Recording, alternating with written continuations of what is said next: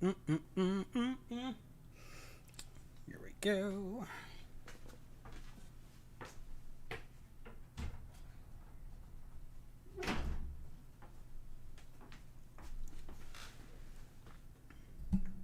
Get the mic situated. Because I've not been on stream in a little bit. It's almost like Kenneth's been busy. Alright.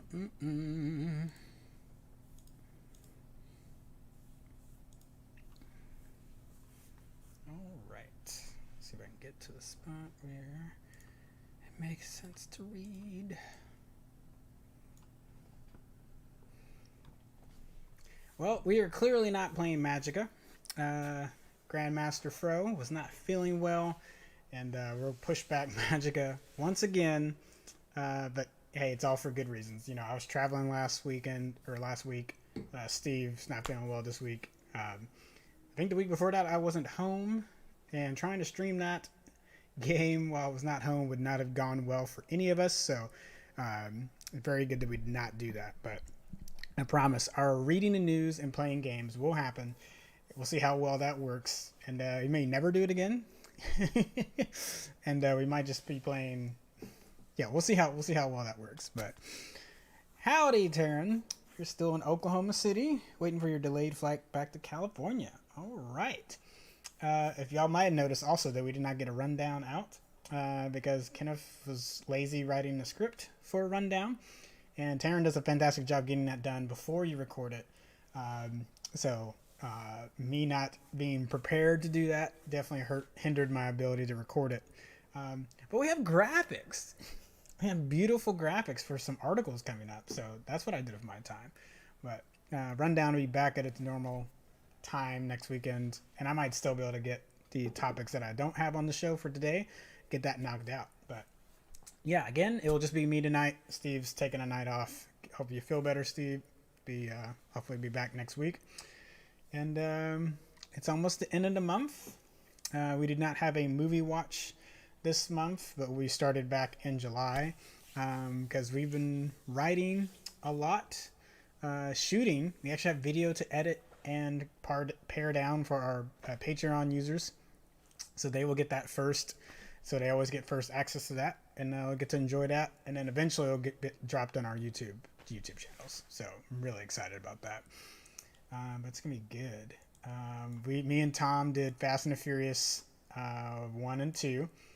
I watched Fast 9 this week. I'll be working on my review after I get done with this episode. So yeah, it's been interesting. Don't know how I feel about them anymore. I've been out on the Fast and the Furious franchise for a while. So in all honesty, it's not like Fast 9 was gonna like pull me back into it because I've just been out for a bit. It only made me more like, why does this thing exist, and why are you all throwing billions of dollars at it? And I'm not exaggerating, because the last two made, was it 7 and 8, made $1 billion a piece. So billions, plural, is $1 billion franchise. This thing that started with street racing is now turned into something. It's turned into a thing. But alas, that is what it is. All right, State of the Nerd Union with Commandership. And let's get started with some news. We're definitely going to break down more on Commandership Show tomorrow night, get into some more movie news. But Warner Brothers has shuffled the schedule again. Dune has moved, but don't worry, it's not leaving 2021 for now. You know, thought we were going to get it last year. Wonder Woman ended up taking that spot. Wasn't mad about that, but that meant Dune got pushed all the way to 2021, which means the part 2 is also going to get pushed till 2022. But anyway, it all starts with James Bond. James Bond moved to October in that early October slot, which was going to mess it up for Dune. And rather than be in its wake and trying to give Dune the best opportunity it can, Warner Bros. Decided to move it to October 22nd. Additionally, that means the Sopranos prequel, The Many Saints of Newark, has taken its October 1st spot. And Clint Eastwood's Cry Macho, which he stars in and directs with Eduardo Minette and Dwight Yoakam, moves up to September 17th. I have some more thoughts about Clint Eastwood, but I'll save those for tomorrow night.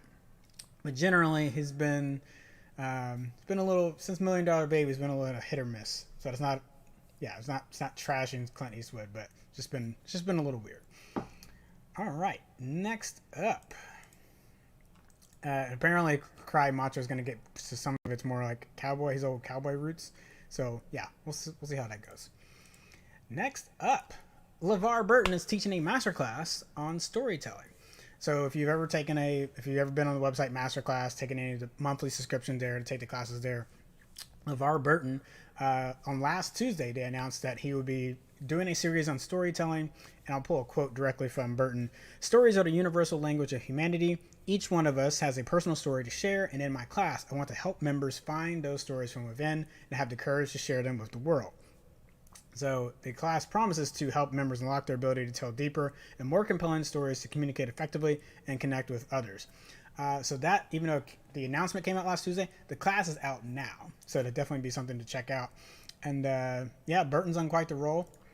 This photo that we picked is from him promoting Ryan Reynolds' Aviation Gin. And his Jeopardy appearances have already been recorded, but they should be coming out the last week of July, yeah. So that'd be really, he's on a roll. Whether he'll get the full-time host gig, I don't know. I know that's a pretty big conversation, but I'd like to see LeVar in that spot. I also feel like if it ends up being Ken Shepard, like, it'll be okay. It will not be the end of the world. All right. For all you Terry McGinnis fans, Batman Beyond is back. Well, sort of, not quite. We are getting another run of Batman Beyond in the comics, and his adventures in Neo Gotham will continue. Coming from, if you've read Star Trek Year 5, the writing duo Jackson Lanzing and Colin Kelly, they're teaming up with artist Max Dunbar and colorist Sebastian Chang and letterer Adelita Bidadkar. I apologize if I butchered that. I'll get back on that. So the tagline that they put on Twitter, this is coming from Lanzing's Twitter account: "Batman is dead, long live the Batman," and Batman Beyond returns in Wake. This is a 30-page cyberpunk mystery. It includes all the artists' names, that they're storming Neo Gotham, and it will never be the same. Now, we've heard claims like that in the comic universe before, but things that they talked about specifically is that there's going to be a big paradigm shift for Terry McGinnis' character in this new comic series. So it's kind of interesting. It's like, what does that mean? When I say Batman is dead, I'm assuming they mean Bruce Wayne. They didn't, because you say Batman is dead, long live the Batman. That's kind of what I hear there. So this seems like it's going to be a post Bruce Wayne. What is Terry doing? Who does he become, not having his mentor Bruce there anymore? So yeah, that'd be very curious. It could also just be like another, maybe a new villain introduction. I don't know, but there's a lot of ways they could go with that. But now this is comic book. I'm hoping that we'll get some more animated Batman Beyond, maybe even a movie appearance somewhere down the line. That's a much longer hope for me, but we will we'll see. All right, King T'Chaka in the Black Panther movie had probably one of the most coolest suits. Now, I know we kind of had the leopard gold version of the two newer suits when T'Challa was picking his suit, so he ended up going with the more silver, less ornate. And then obviously had the kind of purple energy field. Killmonger's had the gold, more gold. What did T'Challa say? He's like, the idea is to blend in. The idea is not to stand out. But with T'Chaka's suit, it's pretty sweet. So he's finally getting the Funko Pop, we got a tease that it's available for the Funko European website, for the European division. This is where this leak comes from. No word yet on when this will officially be available or when it will become to like stateside, but that leak on the site at least knows that it is existent. It's in existence. There were some photos of it, but I couldn't confirm if those were the exact photos, so I did not grab those. But it'd be very cool to see how that goes. I personally, my T'Challa is Funko Pop is somewhere, but adding the T'Chaka one, that suit is pretty sweet. So I like that they're going back to do that.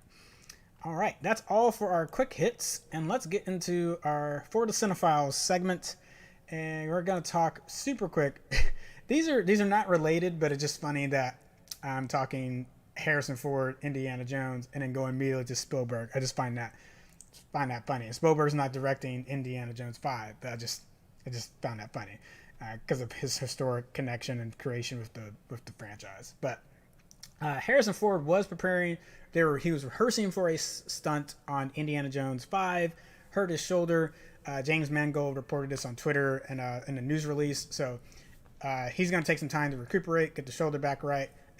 Filming has not stopped though. Filming will continue to happen while Ford is gone, so they can get other establishing shots and other pickups that they can do while they're waiting for Ford to get back. So for the folks that are hoping to get that film out next year, 2023, it's hopefully going to still stay on track and no COVID issues. Just rehearsed for a shot and it didn't go well. Me and Tom are going to have a field day of this one tomorrow, but Steven Spielberg, yes, the same Spielberg who said, quote, "Once you commit to a television format, you're a TV movie."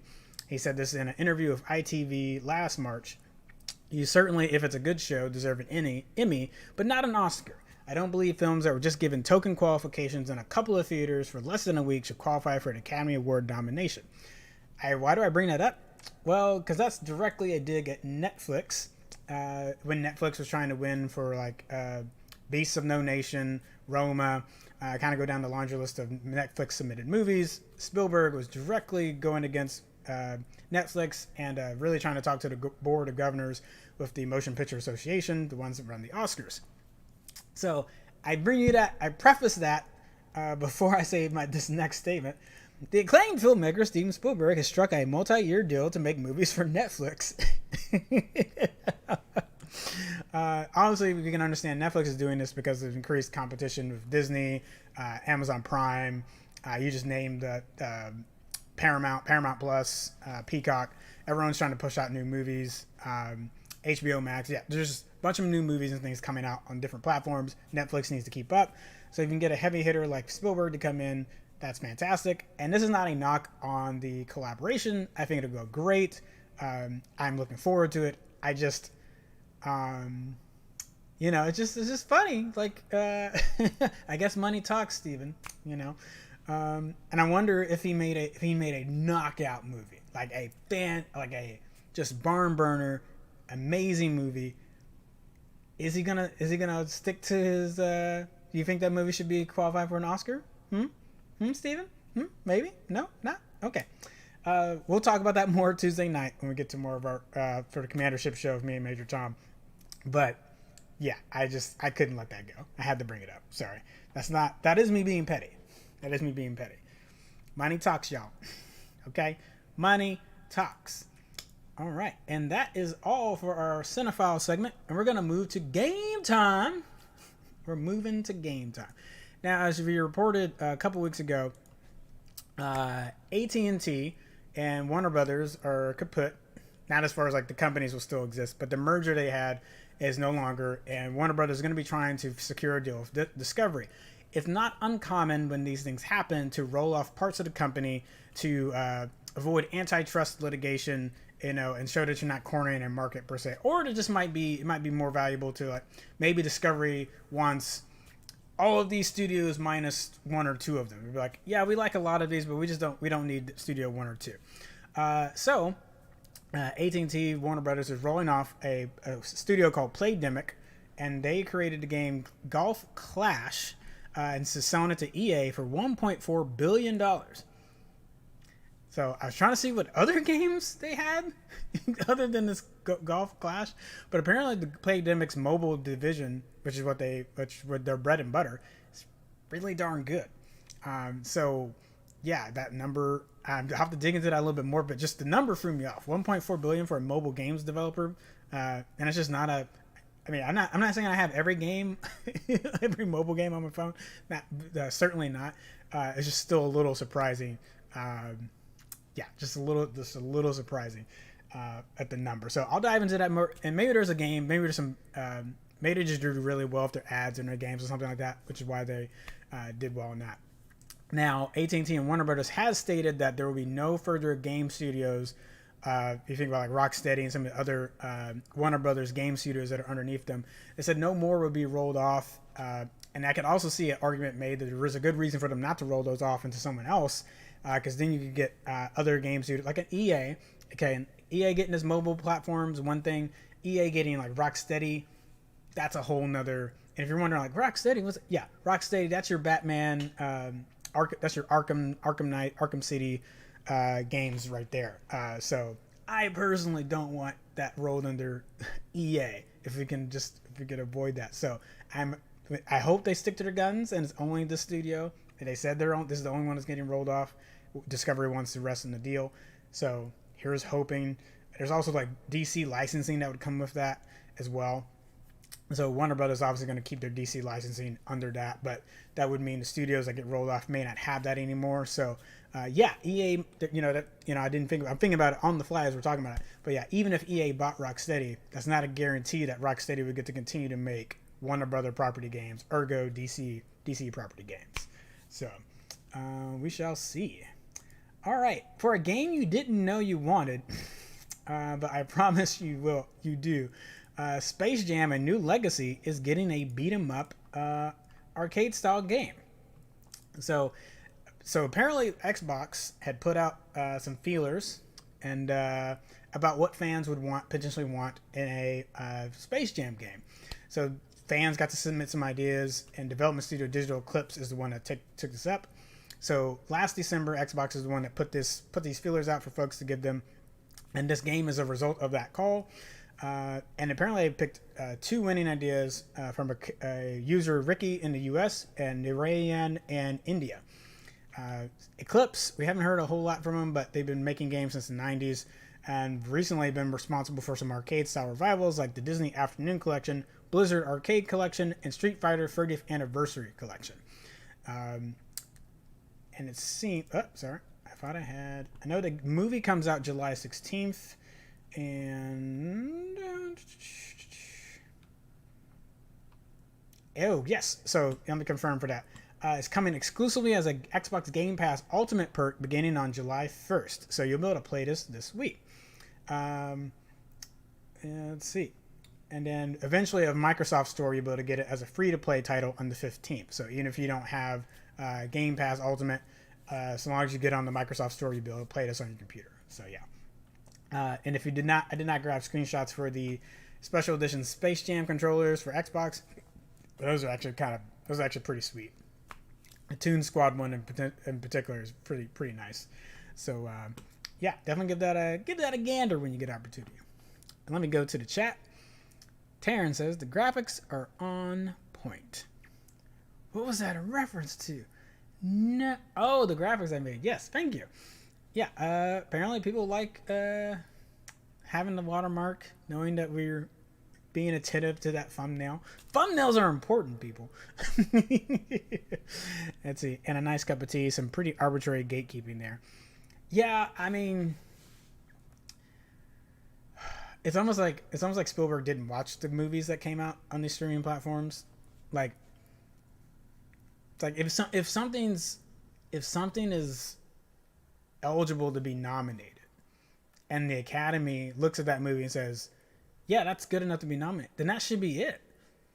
Like the number of places that you've are shown is just that is definitely an arbitrary. Like I'll get into that more Tuesday night. I promise. I'll break down some of the stupidity there.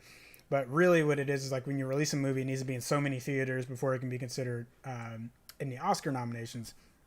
But that doesn't really seem to be what Spielberg was digging at. I think he's just saying the quality of Netflix movies does not rise to the occasion, which I'm like, who are you? Like, you haven't shot an indie film in decades. It's not a knock on Spielberg. I love him. It's great that he's doing, he's been doing well for quite a long time. But, you know, you could make that same argument for like a bunch of indie films that probably should be up for contention on Oscars, but they're just not going to get the number of screens. So I don't know. Like, yeah, I'll talk about that more on Tuesday, but it is very arbitrary. And it's like, if the Academy was working enough to decide that movie should be in contention, then the number of screens it showed on, I don't care. I just do not care. Taryn's running out of bandwidth, so yeah, we'll hopefully see you soon. Yeah. What do we got next? So, Space Jam. hey, if you want to stream Guardians of the Galaxy, this new Guardians of the Galaxy from Square Enix is also going to include very much like its movie predecessor, like its movie predecessor, going to have some fantastic music. You already kind of saw that in the trailer, like just a fantastic selection already there, and have to feel that trailer. That's going to continue in the game. But if you've streamed anything on Twitch or Facebook, you know that you can get a DMCA strike like that, and just get your stream cut off midstream or run into issues. So an easy fix usually has been to just turn the music down, but that may also turn down your game environment music. Square Enix has confirmed for their Montreal studio, let me make sure I say that correctly, because it's not just Square Enix. Yeah, Eidos Montreal, that's who I was thinking about. That you will have the opportunity to disable the soundtrack. So you can still hear all the game sounds and everything, but it will just turn the soundtrack piece off. That's a very important distinction, so that you can still have a balanced audio experience as you're playing the game. You just won't have the awesome soundtrack if you're streaming it. For most players that aren't streaming, this won't be a big deal, but if you've ever had that strike, it can suck, and you're like, oh, just having a good time, and just, yeah. So kudos to you, Square and Eidos. All right, and a quite fun and heartwarming story from Nintendo. So, a young kid. So we don't know the kid's name, but we know the father's handle. Please be nice, GNEICE, on Twitter. Recounts a story that Nintendo got back to his son. They're working. He was working with his kid to send a letter to Nintendo. And if y'all remember back in the day, there was this great little magazine called Nintendo Power. And some people were kind of freaking out, like, what do you mean Nintendo responded to the kid? That's crazy. Like, Nintendo does this. We can talk about some other missteps Nintendo's had in the past decade or so, but when it comes to actually responding to fans, this used to be something they were really good at, and it's warming to see this happen again. So particularly the kid was asking, and I'll quote them, "Dear Nintendo, could you please," I was correcting that for him. This is also a very young kid, so I'll say it just like the kid did. "Dear Nintendo, could please make non-binary Pokemon. Also, I want that because I think it would be cool and so non-binary people would feel more comfortable about it," the child wrote. And then the dad posted the letter on Twitter, which, again, I know you can't see that, and I also can't blow it up in a way that would be legible on here, so I'll throw a link to it if you want to check it out later. But let's read what Nintendo's response was. "Thank you for writing to us. In your letter, you asked us to make non-binary Pokemon. I think that is an awesome idea. There are so many varieties of Pokemon, so it makes sense to have a variety of genders as well. We want to make sure people of all kinds feel welcomed and comfortable while playing our software." So, hey, nice job, Nintendo. Now, granted, we'll have to see them follow through on that, but they've also followed through on a lot of different requests for Pokemon to be more inclusive. They eventually removed or gave you different options for gender characters, because it used to be just, you were just the dude Red, you were just that one sprite in Pokemon, and then eventually they added different options of different ways you can be displayed, display yourself as a trainer in Pokemon. Now, some users on Twitter, I'm not going to repeat their statements verbatim, took exception at gendered Pokemon, saying that it wasn't a big deal in the past, and to them I would say, get over it. Like, we've had, if anything, Pokemon was very non-binary in the beginning because you didn't really have sexes assigned to the Pokemon. They were just Pokemon. Then they added genders for, like, the breeding things that were going to happen later. Sexes. Added sexes for the breeding that would happen in later iterations.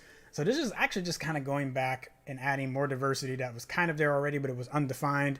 And then they're just expanding more options for the Pokemon there. And I don't have this confirmed, but there's already Pokemon that exist that might fit this bill anyway. So it might be some things that Nintendo doesn't necessarily have to create another Pokemon, but just one that's more being more upfront about what that particular Pokemon's expression is. So yeah, I think that'd be really cool.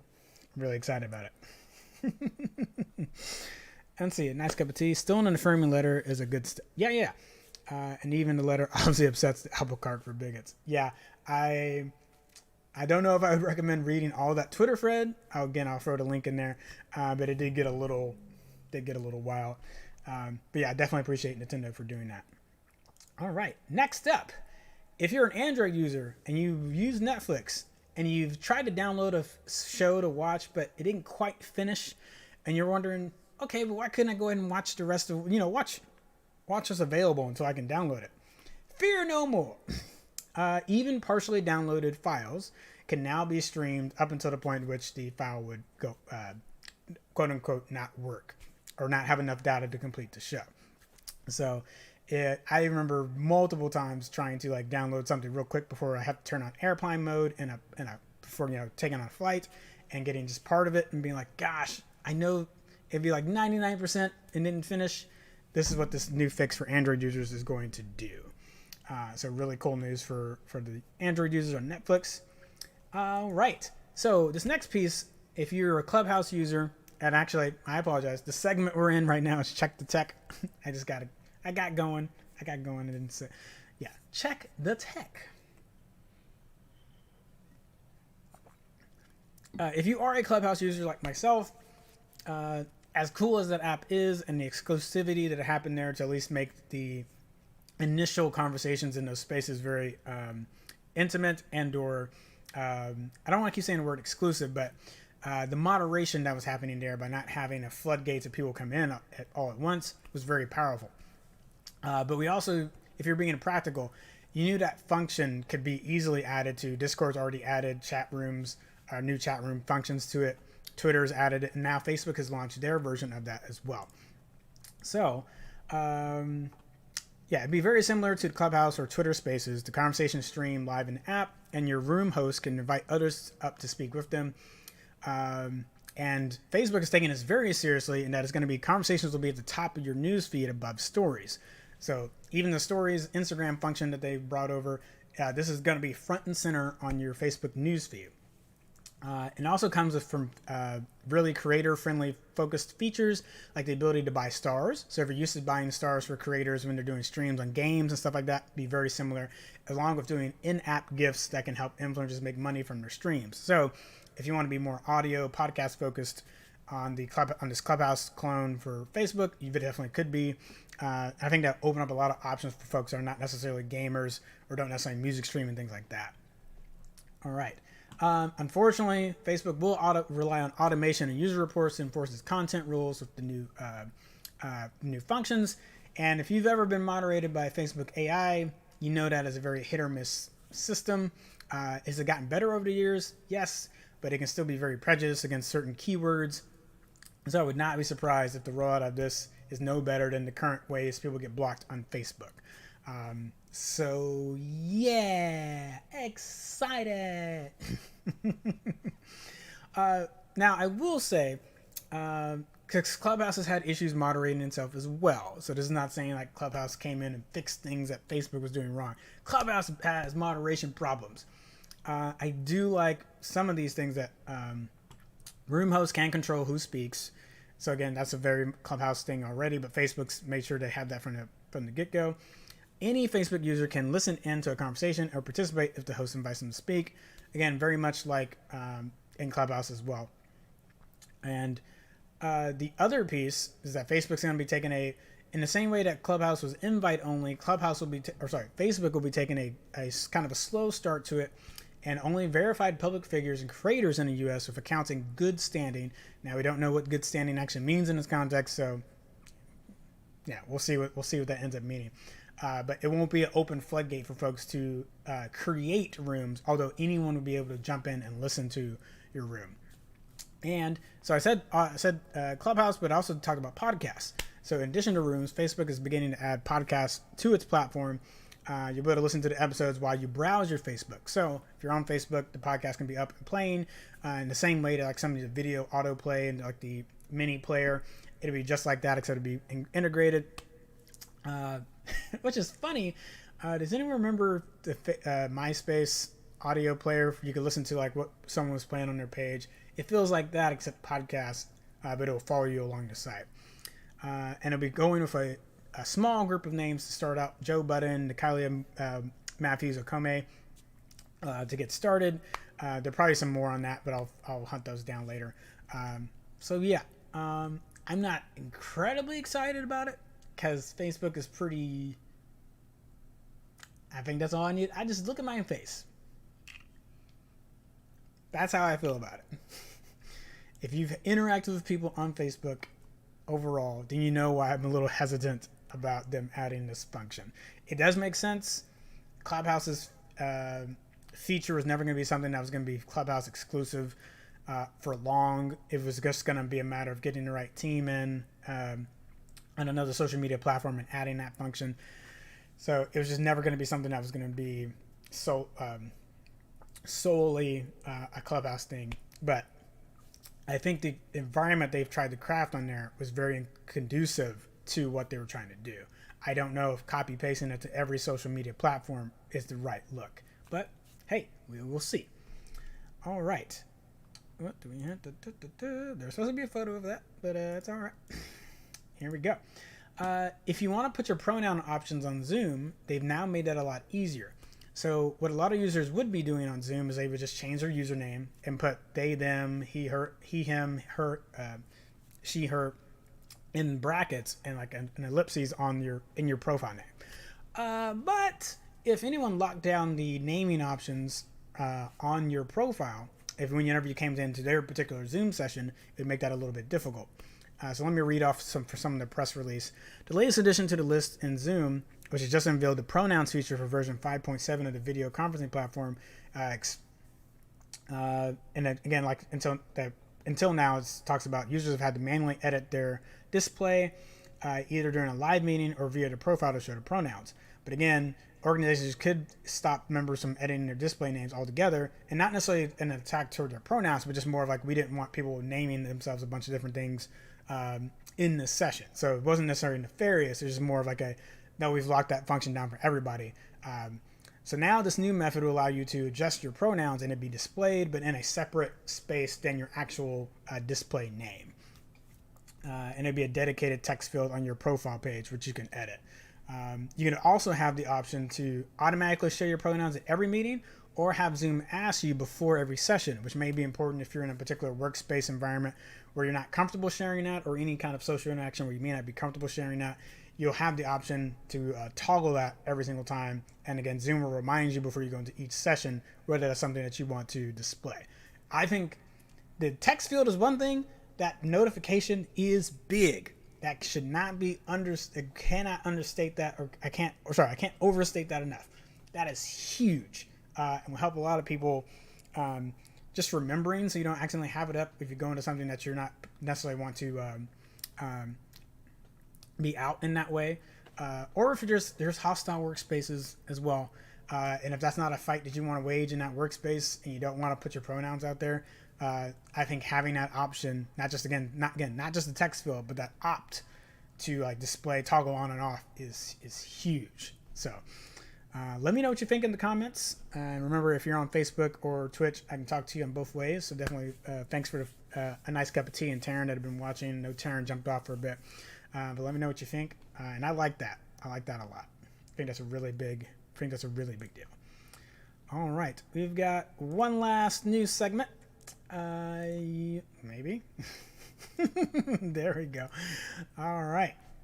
So, Univision, which is the largest Spanish language television network, will be debuting a Spanish language streaming service next year. Deadline reported that the media giant will launch a worldwide streaming service in the U.S. and Latin America sometime next year, and it will include a free ad-supported tier. So again, if you've already been using Univision's Prende TV, and subscribers also get the best from the likes of Univision Now and ViX. This report from Engadget also gives a little, they make a very astute observation. It says the network also took a not so subtle jab at Netflix, which would soon be their rival once you get into streaming. And again, Netflix is also well known for having different Spanish language shows, and some of them that they also co-produce together. And it says the upcoming offering will have more Spanish-based original productions than any other streaming service. Now, while Netflix is the only one singled out in that, when you could say all the other streaming platforms as well, again, I think it's because of that connection between things they've made together. And another, like, not a dig, but a nice little coup from Univision. that it just hired Netflix's content vice president, Rodrigo Mazin, as their executive VP for its on-demand streaming. So they're definitely going to be taking some Netflix ideas that made it Netflix so well received with the Latinx community, and applying that to the Univision streaming service. So yeah, I think that's a fantastic hire. I think that's super smart. Yeah. So yeah, it's good. It's good. I still think we're getting too many streaming services. Me and Tom have talked about a streaming bubble for a while. We ain't got to get into all that right now, but this is just another sign of like the field is packed.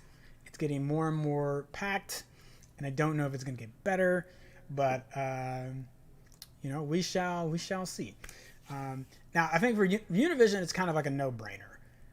Their subscriber base already on their network, and then the different things they've already done and co-produced with Netflix, for them it just makes a ton of sense. But this market is just so fractured that people can't buy every streaming service. So I just don't know. Nice Cup of Tea says, bundle it all immediately, please and thank you. Yeah. But then there's, I feel like someone needs to come through and create some deals where, because you already get some, like I don't pay for my HBO Max because I have AT&T internet and cell phone, so they cover the HBO Max. I think what I actually pay for is Disney Plus, and because I get Disney Plus, it gives me a discount on my Hulu. So I've got that, and yeah, what I actually pay for is Disney Plus, some of Hulu, and Netflix. I'm trying to think, is there any? I guess technically Paramount Plus, but we get so many screeners for that for the Star Trek stuff that I don't really pay for Paramount Plus. Trying to think, am I missing? I feel like maybe there's an anime subscription service that I forgot. There could definitely be something I'm forgetting. And he said it's very hard with all the smaller content creators for certain, but having 1,000 tiny streaming services is not my favorite. Yeah, and I do want to be clear. I like the options. I like that I can pick and choose what I want to watch, but there's so many things getting snatched from other creators getting back under their original studios that I don't think people have thought through what that actually means for viewers. So everyone's kind of carved out their niche of this group of people is going to watch our stuff and this group of people is going to watch our stuff. But that's not how streaming worked when Netflix started. Netflix was the only game in town. Everyone put their stuff on Netflix, so people watched Netflix because Netflix had, and they started. And very early on, they started pushing out the originals like the House of Cards.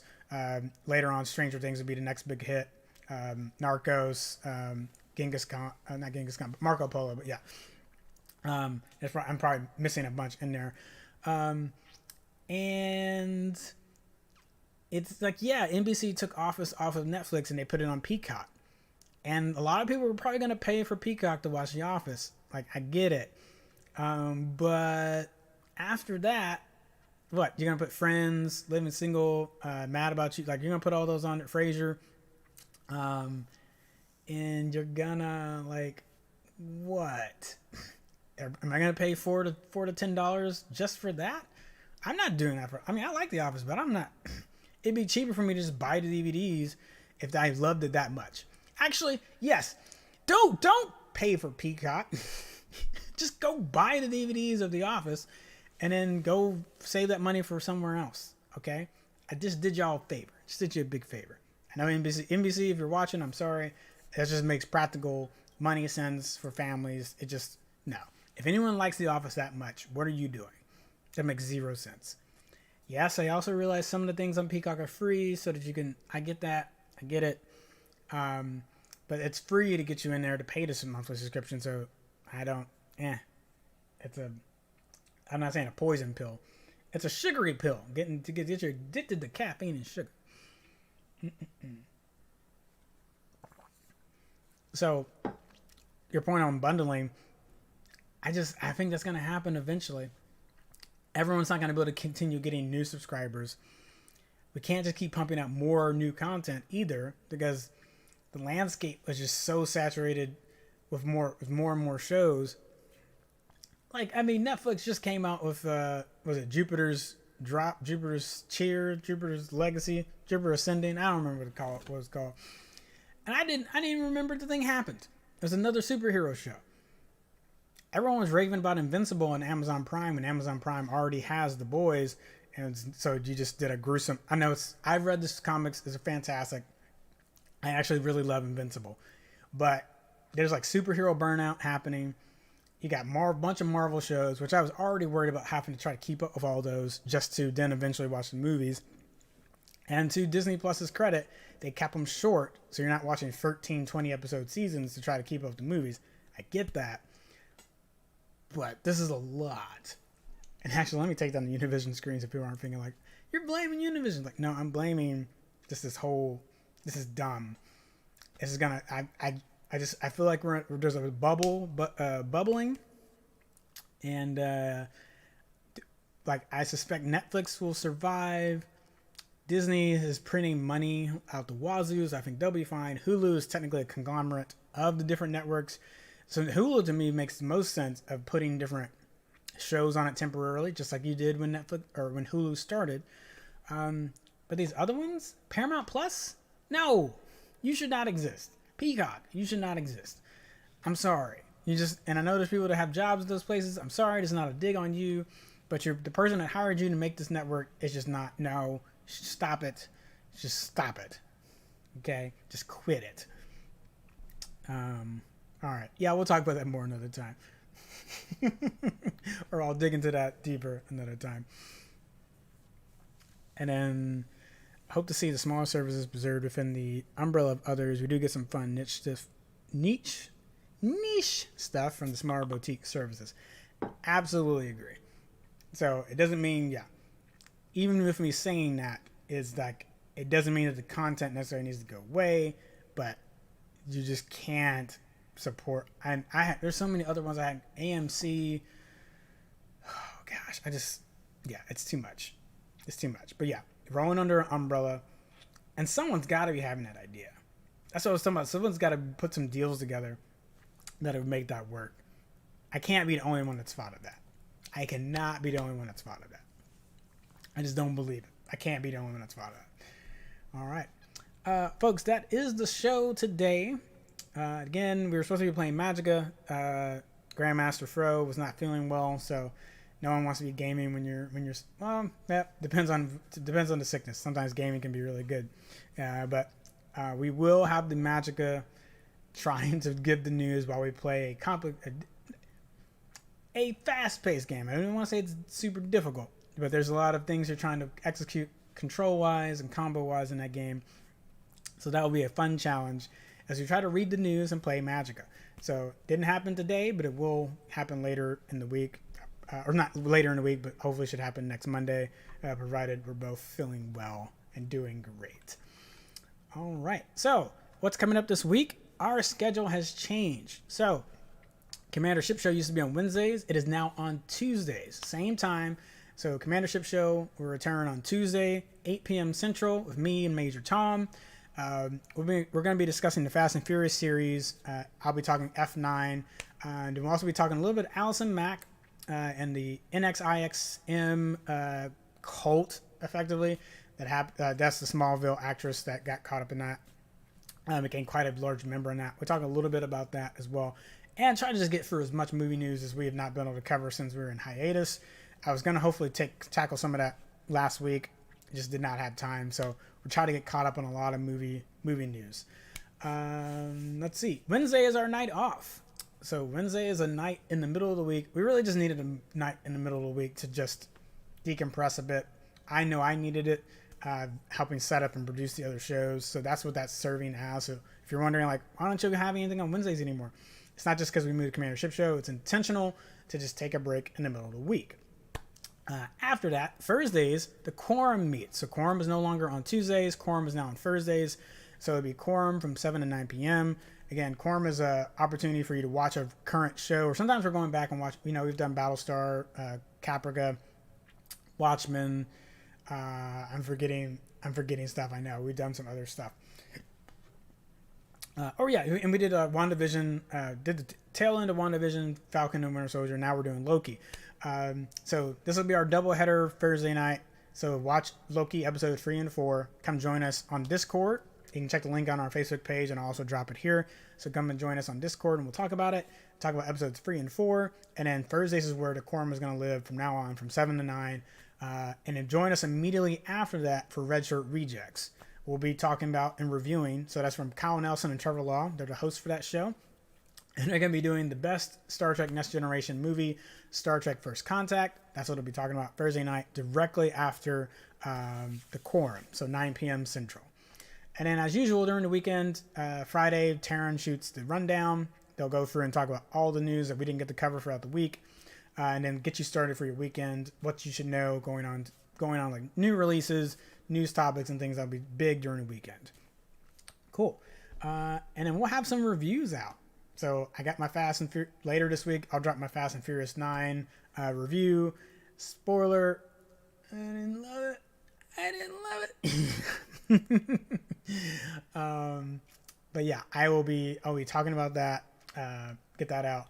We got a lot of reviews from Logan Roden, which I apologize. I spelled their name wrong on one of their movie reviews that I put out. The Wonder Woman. They went back and did Wonder Woman 1984. So they are not a kaiju. It's different spelling. So apologize for that. Posted on the page, but apologies for that. They've got American Horror Story season 1 and 2. They've gone back and done both of those seasons. So we'll get all of that out. So if you want to go watch that and then read along with Logan's reviews of that, you definitely can. Our newest writer, Colin Clark, just dropped their review of Spiral from the Book of Saw, the new Chris Rock's Saw rebirth, kind of in the same universe, but just kind of taking it, kind of getting back to that detective thriller roots of it. So we got their review up, and I will definitely have my F9 and some more reviews out this week. So yeah, we've been behind on written content on Nerd Union. We apologize, but we're getting back to it. A lot of movie reviews coming out, and hopefully get some more board game and video game stuff out there on the site as well. But definitely got the movie section covered pretty well, and I'm excited. So, and I teased the show talking about our Patreon supporters. Me and Tom shot Fast and the Furious, the 1 and 2 Fast and Furious. We did our commentaries on that. That is quite long, so it's taking me a little bit to edit those, but those are going to be exclusive to you for a bit. We'll get that out to you. You can enjoy those. And then eventually, YouTube viewers will be able to go back and watch those as well. So again, it's Patreon exclusive first, and then everyone can watch afterwards. So really excited about that because it came out really well. I think we were hilarious. I think we were funny. All right, that's all we have for the show. Those are all the shows coming up this week. Speaking of Patreon, shout out to our supporters: Doug Schumann, Vici, Shelby Johnson, Nell Cherry. We love you, appreciate you for everything that you do. I'm really excited about this content that's about to come out to you. I think you're going to enjoy it. And until next week, I do not have a weekly throwback. I was doing too much today, so I did not think of one. We'll definitely get back to that next week, next Monday, when Steve will be back. And all right, everyone have a good week. Hopefully I'll see you tomorrow night for